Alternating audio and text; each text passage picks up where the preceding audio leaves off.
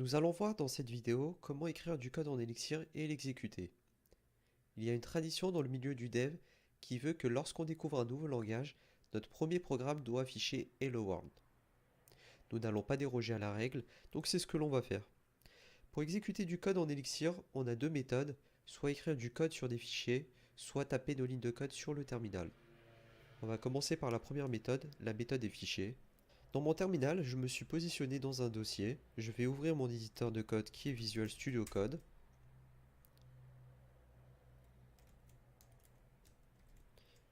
Je vais créer un fichier helloworld.exs. EXS, ça veut dire Elixir Script. Donc là, je vais écrire mon code, ioutputs hello world. Ensuite, je vais ouvrir un terminal. Je vais exécuter la commande elixir, le nom de mon fichier, elixir hello world. Et voilà, on a hello world qui est bien affiché dans le terminal.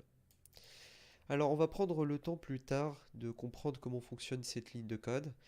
Retenez juste que ioutputs, ça permet d'afficher du texte qui est entre guillemets. Vous remarquerez que c'est un peu embêtant de créer un fichier juste pour une ligne de code. Heureusement, Elixir nous offre une autre méthode pour exécuter du code. C'est ce qu'on appelle le terminal interactif. Pour ça, je vais me positionner sur mon terminal. Je vais lancer la commande IEX.